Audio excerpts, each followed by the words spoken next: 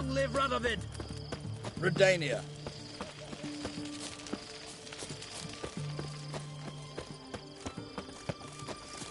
Oh! Fuck.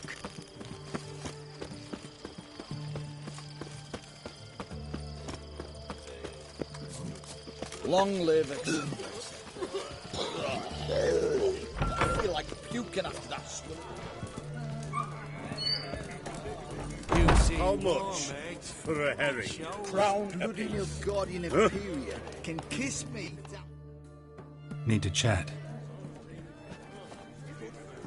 I'm all ears, Witcher. Got something for you. I love gifts, but I prefer to unwrap them in private. Oi, lads, mind the barrels. Going out for a jabber with Geralt. Come.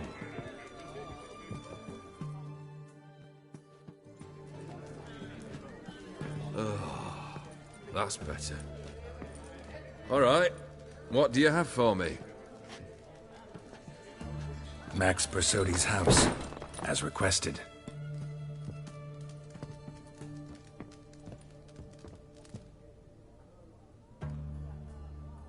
Ah, Horst must be livid. He's not. No? He's not anything except dead. His brother, same thing. A few others too. Stones you've got. But I didn't think you'd have the stomach for a massacre. Oh, think I might find the stomach for another, once your final wish is fulfilled. You really don't like me, do you? Hate smartasses. Hate it when they try to use me. It's why both brothers are dead, and why you should tread carefully. Noted. Now I've some advice for you. The Borsodis aren't worth your tears. Sons of bitches to a man. Horst's brother. Did you know about him? I should think so. Ewald was famous in certain circles. Which ones? The kind noble witches don't usually associate with. He murdered for coin, no questions. Without batting an eye. Always extravagantly, though. If not for his damn surname, I believe I'd have invited him to join the company. Why did you need those papers? To sink the Borsodis, naturally. You see, I learned of an interesting clause in old man Maximilian's will. It states that his sons must meet and shake hands in agreement at least once a year at Bellatane. Failing that, the auction house must be auctioned off. The proceeds to go to Bill Marius Hospital. Guess the old man sensed what might happen. Horst and Ewald are gnawing on soil now. But thanks to these papers, their relatives won't get the auction house.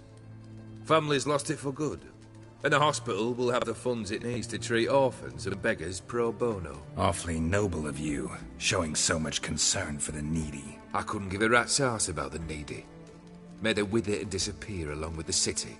I wanted one thing. Revenge. The Borsodis. What's your gripe? Get kicked out of an auction?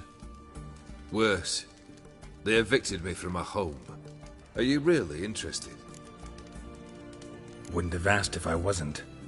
Ha! Cheeky as ever. My family. They took on some debt. A poor investment in a sawmill. A bad crop one year. A lawsuit lost. You know how it is. When it rains, it pours. We needed but a few weeks to recover. But Horst Borsodi had acquired our debt. All of it. Demanded it be repaid immediately. I pleaded. I begged. I tore open my shirt at his threshold. Ugh. It was like talking to a wall. I went to the auction. Saw those perfumed pricks buy my father's sword. My mother's death mask. My brother's horse tack. Ah, Horst earned a pretty pile selling our mementos. No surprise the animosity you feel for him. That was but the start. My Iris's parents learned of my family's misfortune, and our betrothal was no more. They found her another suitor, one from beyond the sea. The anger I felt. I thought I'd gone mad. Went to the tavern, drank a round, a second, a broad, then had another tankard. And then I asked the wrong bloke for help. What happened then? What happened then, Witcher, was one big stinking pile of shite.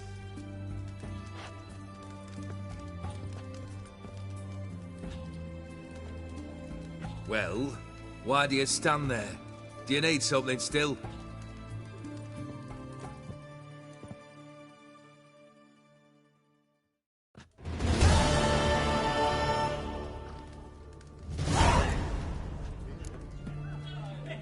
Tell me, how'd you meet the Ophiri you turned into a beast?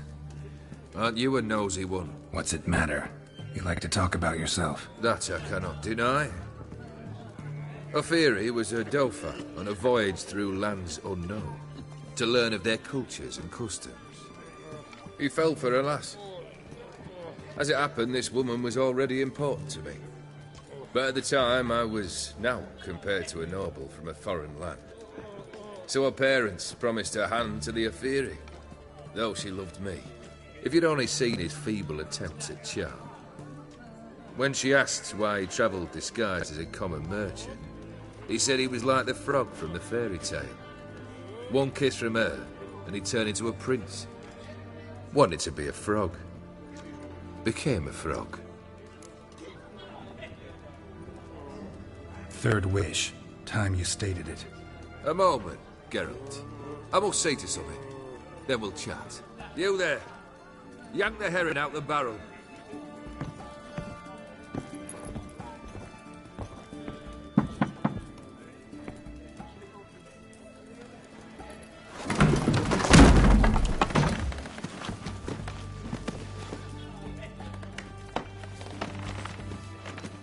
Come on, none of this dallying.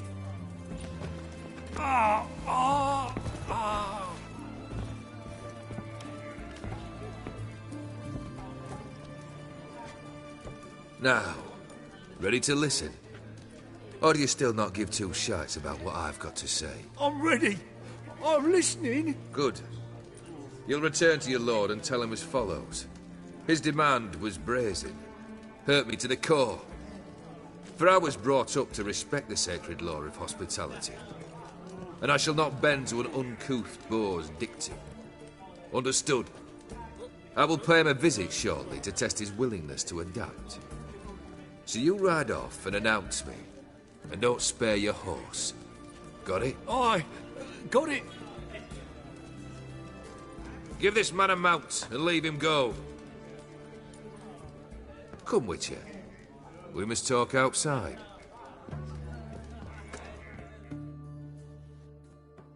The Ophiri believe one should only discuss important matters out of doors, with the gods as witnesses.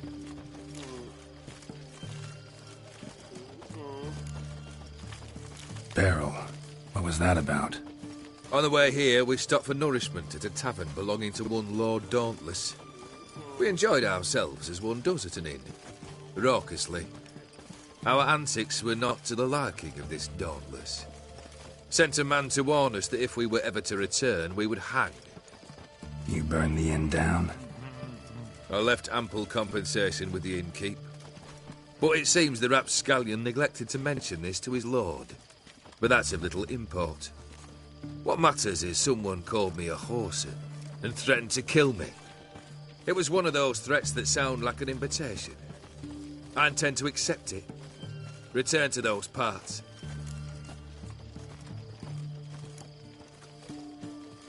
Must have made quite a few enemies along the way. Maybe not today and not tomorrow, but someday, someone will find a way to take you down. And that should trouble me why? I feel no fear, no regrets. The wise men of Oxenfurt claim there are no gods. After death, there is only the void. I've known this void already. Death holds no surprises. Fulfilled 2 of your wishes. Time I learned the 3rd. Confident, aren't you?